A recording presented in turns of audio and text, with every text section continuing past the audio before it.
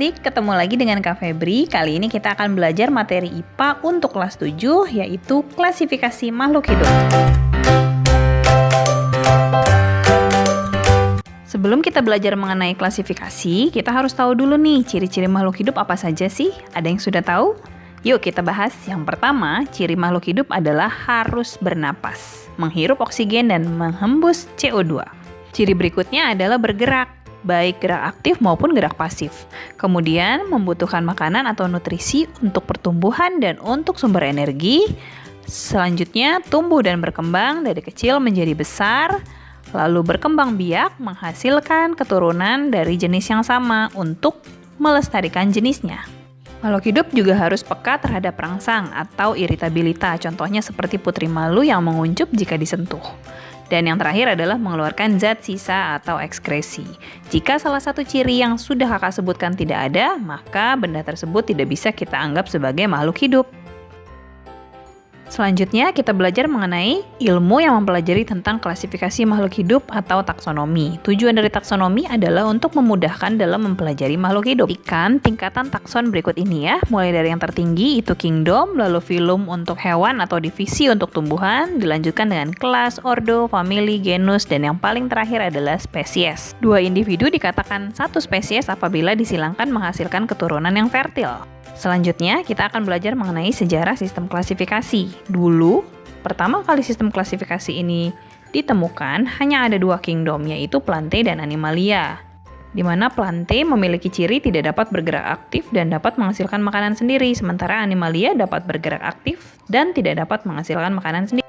Seiring dengan berkembangnya ilmu biologi, ditemukanlah perbedaan ciri antara fungi dan Plantae, sehingga fungi dipisahkan ke dalam kingdom yang berbeda. Kalau pada awalnya fungi dimasukkan ke dalam kingdom Plantae, ternyata fungi memiliki ciri yang berbeda, yaitu heterotrof alias tidak bisa menghasilkan makanannya sendiri. Sejak saat itu digunakan sistem klasifikasi 3 kingdom, yaitu Plantae, tumbuhan, Animalia, hewan, dan fungi yang berisi jamur. Ciri-cirinya bisa adik-adik lihat ya penjelasannya.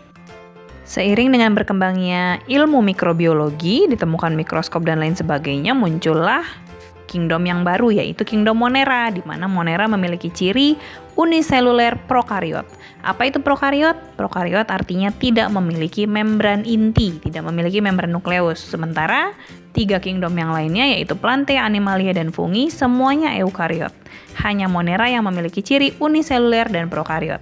Anggota dari Monera adalah bakteri dan cyanobakter.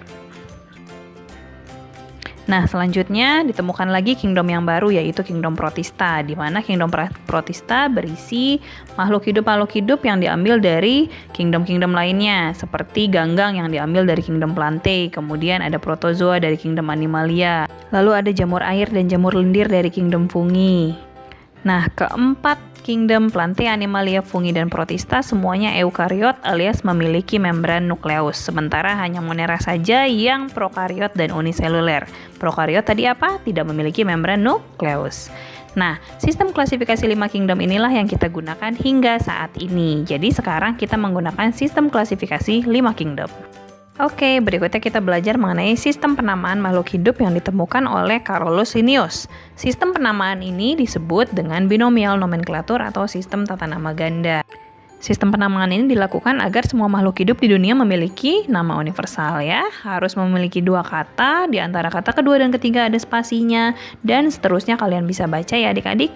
Contohnya kakak buat di situ Oryza sativa. Cara penulisannya seperti itu ya. Ada yang tahu apa itu Oryza sativa? Ya, padi. Selanjutnya kita akan belajar mengenai mikroskop. Nah, mikroskop ini adalah alat yang wajib sekali ada di dalam laboratorium mikrobiologi. Berfungsi untuk mengamati makhluk-makhluk mikroskopik. Bagian-bagiannya adalah lensa okuler yang dekat dengan mata ketika kita melakukan pengamatan. Kemudian ada lensa objektif yang dekat dengan objek. Lalu ada meja objek, tempat objek diletakkan, ada revolver yang berfungsi untuk mengganti lensa objektif yang akan kita gunakan. Kemudian ada makrometer sebagai pengatur fokus kasar, ada mikrometer pengatur fokus halus, kaki mikroskop sebagai tumpuan, cermin sebagai sumber cahaya, dan diafragma yang mengatur sedikit banyaknya cahaya yang kita butuhkan. Jadi, prinsip kerja mikroskop adalah menggabungkan 2 lensa sekaligus, yaitu lensa okuler dan lensa objektif, sehingga diperoleh perbesaran ganda. Nah adik-adik, sekarang kita coba latihan soal yuk. Soal yang pertama, pada taksonomi dari kingdom ke spesies, jumlah makhluk hidup yang berbeda dalam setiap takson akan semakin banyak, semakin sedikit, berubah-ubah, ataukah tetap? Untuk menjawab, kita harus tahu nih urutannya dari kingdom sampai ke spesies. Mana yang lebih atas, kingdom atau spesies? Nah, perhatikan gambar ini ya. Kingdom ada di atas, spesies ada di paling bawah. Berarti semakin ke bawah, persamaan ciri akan semakin banyak. Sedangkan jumlah anggota semakin ke atas semakin banyak.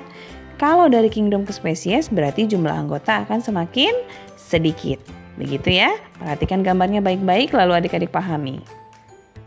Nah selanjutnya soal nomor 2. Padi memiliki nama ilmiah Oryza sativa. Kata Oryza adalah petunjuk nama apa? Seperti yang tadi sudah kita bahas, penamaan ilmiah ada 2 kata, di mana kata pertama itu adalah penunjuk genus dan kata kedua adalah penunjuk spesies. Artinya pada Oryza sativa, Oryza adalah penunjuk genus, sedangkan sativa adalah penunjuk spesies. Lanjut nomor 3.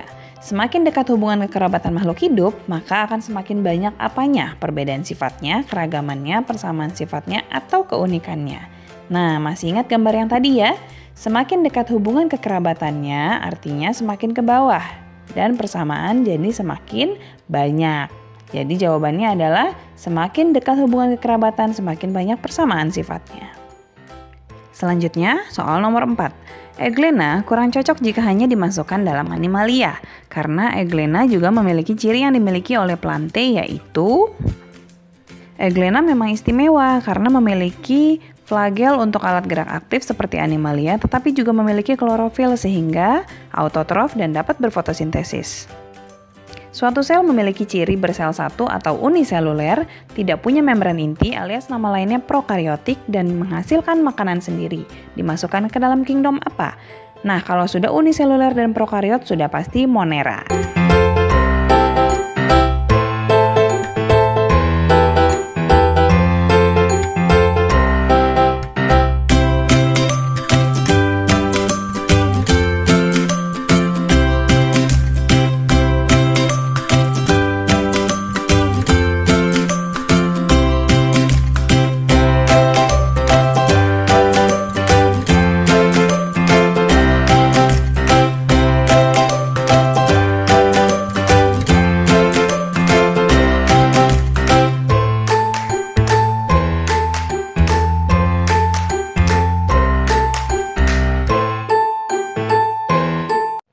Oke adik-adik, selesai sudah materi kita kali ini. Semoga materinya bisa dipahami dan membantu kalian dalam memahami pelajaran di sekolah. Terima kasih untuk yang sudah menyimak. Jangan lupa subscribe channelnya, lalu like videonya dan share kepada teman-teman semuanya supaya kita bisa belajar bersama dari rumah aja. Jangan lupa selalu jaga kesehatan, pakai masker, rajin mencuci tangan, dan tetap sehat selalu.